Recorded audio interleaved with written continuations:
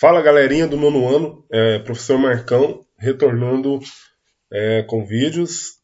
A gente está partindo para nossa última semana do primeiro bimestre e a gente precisa concluir o nosso assunto desse primeiro bimestre. E hoje a gente vai então entrar na Era Vargas. Só relembrando,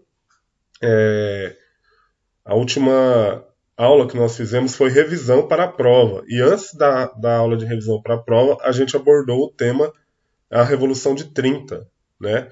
E a Revolução de 30 foi um movimento que levou o Getúlio Vargas ao poder.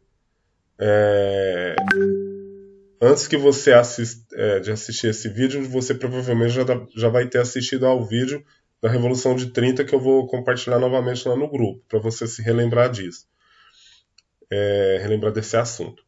Então vamos lá para a Era Vargas. Bom, por que esse período se chama Era Vargas? Porque o presidente do Brasil nesse período foi esse rapaz aí, o Getúlio Vargas. O Getúlio Vargas ele assumiu o poder em 1930 através de um golpe que foi chamado de Revolução de 30, né, que acabou com a política do café com leite, tirou aquelas velhas oligarquias do poder, né, do estado de São Paulo e Minas Gerais, que principalmente, né, que comandavam a política no Brasil nesse momento, e conduziu ao poder o Getúlio Vargas, né? O poder ele mudou de mãos e agora foi para as mãos do Getúlio Vargas, que era gaúcho, e vai governar o Brasil de 1930 a 1945. Depois, no ano de 1950, o Getúlio Vargas volta ao poder e ele governa até 1954, quando ele se mata, quando ele comete suicídio. A gente vai ver isso mais para frente no nosso conteúdo. Qual que é a diferença desse mandato dele de 1950 a 54 para esses de 1930 a 1945? Bom, a diferença básica e principal, lógico, é que de 30 a 45 o Getúlio Vargas ele não foi eleito, ele sempre chegou ao poder através de um golpe ou de uma articulação política. Agora, em 1950, ele foi eleito. Foi a primeira vez que ele participou de eleições e ele foi eleito. Tá? Aqui está a biografia dele. O nome completo dele é Getúlio Dornelles Vargas. Ele nasceu no dia 19 de abril de 1882, né? Tá chegando a data do aniversário dele. E ele morreu no dia 24 de agosto de 1954, no Rio de Janeiro. Ele nasceu em São Borja, no Rio Grande do Sul, e morreu no Rio de Janeiro. O falecimento dele se deu através de um suicídio. Né? Ele acabou se matando com um tiro no peito e a gente vai estudar isso depois, mais para frente no nosso conteúdo, como eu falei. Então ele foi o presidente que mais governou o Brasil durante o maior período. Foram 15 anos, depois mais 4, 19 anos de governo, né? Mais do que ele, só Dom Pedro II, que foi o nosso segundo imperador, que governou de 1840 a 1889. Foram 49 anos no poder. O Getúlio Vargas chegou quase a metade disso, né? Ele governou 19 anos. Tá aqui os períodos do governo dele, né, nessa biografia aqui rapidinha. De 30 a 37 foi o governo provisório. Isso aqui tá meio errado. É de 30 a 32, 30 a 34. De 34 a 37 foi o governo constitucionalista. A gente vai ver isso daqui a pouco, certo? Vamos para lá então. Esse mapa mental aqui, ele explica mais ou menos, em poucas palavras, o que foi a Era Vargas, que a gente ainda vai trabalhar um pouquinho melhor na outra aula da semana. Então, olha só, a Era Vargas está dividida em 3 fases. Olha lá o que eu falei do slide anterior. Primeira fase é o governo provisório, que vai de 1930 a 1934. Por que esse período chama governo provisório? Como eu falei para vocês, o Getúlio Vargas chegou ao poder através de um golpe, a Revolução de 30. Ele não foi eleito, ele assumiu no lugar do Júlio Prestes, que havia sido eleito. A gente viu isso, né? Usaram como pretexto o assassinato do vice dele, que concorreu com ele nas eleições de 30, o João Pessoa. E aí, eles não deixaram o Júlio Prestes assumir e o Getúlio Vargas assumiu no lugar dele. Então, nesse período, o governo é provisório porque não tem uma lei que o torne um governo legal. Essa lei só vai ser feita em 1934, quando ocorre a eleição, ou, aliás, quando ocorre a Constituição de 34. E nessa Constituição, o governo dele torna-se legal. E aí ele deixa de ser provisório e passa a ser legalizado. O governo constitucional, então, que é a segunda fase, vai de 1934 a 1937. Em 1937, o Getúlio Vargas deveria deixar o poder, porque, segundo a Constituição, que foi promulgada em 34, deveria ter eleições, só que o Getúlio Vargas dá um novo golpe, agora ele usa a justificativa da ameaça comunista. Eles diziam que o comunismo seria implantado no Brasil, e ele usa isso como justificativa para dar um novo golpe e continuar no poder.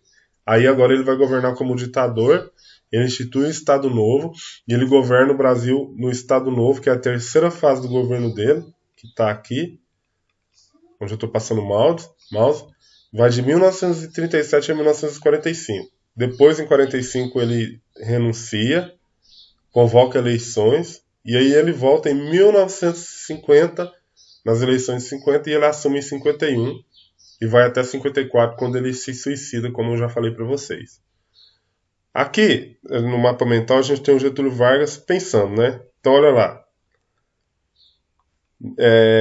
Ele lembrando de algumas coisas que aconteceram nos períodos governamentais dele.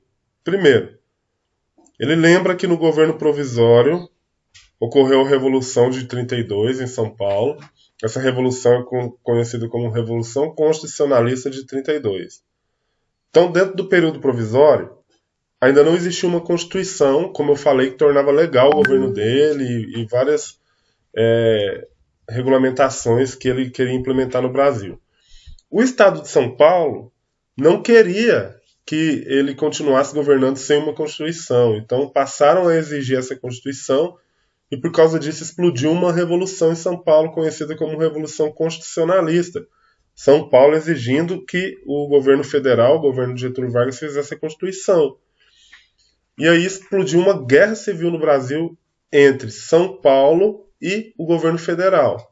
No final, o governo federal derrotou os paulistas, mas eles acabaram cedendo à pressão paulista e fizeram a Constituição 2 anos depois, em 1934. A gente vai falar sobre isso na próxima aula, sobre a Revolução Constitucionalista. Segundo, ainda no governo provisório, foi criado o Código Eleitoral de 33, e ele vai ser consagrado na Constituição de 34, como, por exemplo, transformar o voto em voto secreto e criar o voto feminino. As mulheres passaram a poder votar a partir de 34. Ele nomeou tenentes para serem governadores e valorizou o café. Como ele valorizou o café? A gente vai estudar um assunto ainda, no segundo bimestre, que se chama a crise de 29, que foi depois da Primeira Guerra Mundial. Os Estados Unidos, eles deixaram de comprar o café brasileiro. Então, os cafeicultores brasileiros começaram a quebrar depois disso. Aí o Getúlio Vargas, ele comprou o café que os cafeicultores não estavam conseguindo vender e começou a queimar esse café para ele ser valorizado, né? A gente vai falar sobre isso também. Aí vem o segundo balãozinho aqui do pensamento do Getúlio Vargas, né? E não se preocupe, você vai fazer esse mapa mental depois na aula. Ele, no segunda fase do seu governo, esse segundo balãozinho representa essa segunda fase do governo, que é o governo constitucional. Então foi criado o voto secreto e o voto feminino, né? Então foi um grande avanço. Ainda surgiu a ANL, que é a Aliança Nacional Libertadora, uma instituição comunista que tentou implementar um golpe comunista no Brasil para implantar o comunismo no nosso país. E surgiu a Ação Integralista Brasileira, a AIB, que era uma espécie de nazismo brasileiro, né, que a gente vai estudar também. Ainda foi tentado o golpe comunista, né, através da ANL. Esse golpe ficou conhecido como Intentona Comunista. E para continuar no poder, o Getúlio Vargas criou o Plano Cohen, que era o Plano Cohen? Ele dizia que tinha uma conspiração comunista no Brasil e ele precisava sufocar essa conspiração. E para isso ele precisava continuar no poder. Então ele fechou o Congresso, decretou estado de sítio e se tornou o ditador brasileiro, criando o Estado Novo. Bom, vale ressaltar também aqui que dentro do governo constitucional foram criadas as leis trabalhistas, que a gente vai ver a partir do Estado Novo com a CLT, né? Vamos aqui para o terceiro balãozinho, que é o Estado Novo. O Estado Novo, ele acontece essas coisas aqui que eu falei, ó. O Congresso é fechado e é instalada uma ditadura muito parecida com a ditadura fascista, igual na Itália, que a gente ainda vai estudar. Foi criado o DIP, que é o Departamento de Imprensa e Propaganda, que era utilizado para fazer uma propaganda em torno do nome do Getúlio Vargas. Para você ter uma ideia, nessa época, se você estudasse nessa época, você estudaria a vida do Getúlio Vargas. Tinha uma cartilha na escola onde se estudava sobre o Getúlio Vargas. Né? Foi criada uma série de coisas para enaltecer o governo do Getúlio Vargas nesse período aí. O DIP, o Departamento de Imprensa e Propaganda, era utilizado para isso. E ainda, o Departamento de Imprensa e Propaganda também praticava censura. Tudo aquilo que era veiculado na imprensa, que era crítica ao governo de Getúlio Vargas, era censurado, não era permitido que fosse publicado. Né? Então, tinha esse aparelho de censura dentro do DIP. Ainda no Estado Novo foi promovida a industrialização, né, como, por exemplo, foi criado a CSN, a Companhia Siderúrgica Nacional, e entre outras coisas. E dentro do Estado Novo foi criada a CLT, a consolidação das leis trabalhistas. Né? As leis trabalhistas foram consolidadas, leis essas que haviam sido criadas durante o governo constitucional. Então, passou-se a existir um 13º salário, férias remuneradas, diminuiu-se a jornada de trabalho, criou-se um salário mínimo, né? Todos esses direitos, então, foram garantidos dentro do governo de Getúlio Vargas. Por esse motivo, ele é conhecido como o pai dos pobres, Getúlio Vargas, o pai dos pobres, o pai dos trabalhadores brasileiros. Mas também diziam que ele era a mãe dos ricos, porque ele também era um governante que governava para as pessoas de classe mais alta. Por fim, aqui o Getúlio Vargas pensa, no quarto balãozinho, no retorno dele aqui, que está aqui nesse rolinho de papel que a gente vê aqui do outro lado. A quarta fase do governo dele, aliás, a quarta fase do governo dele, que é o retorno dele em 51 e 54. Esse aqui eu vou falar rapidinho, porque a gente vai falar depois disso. Aqui ele criou a Petrobras, debaixo da campanha O Petróleo é Nosso, praticou o nacionalismo, dizendo que as nossas riquezas elas são nossas e nenhum país estrangeiro deve explorá-las, apenas a gente. Então, por isso ele criou a Petrobras para explorar o petróleo nacional. Criou o Banco Nacional de Desenvolvimento, o BNDE, sofreu a oposição de um partido chamado UDN e cometeu suicídio em 1954. A gente vai ver um pouco mais sobre todo esse mapa mental na nossa aula de quinta-feira, ok? Então, era isso.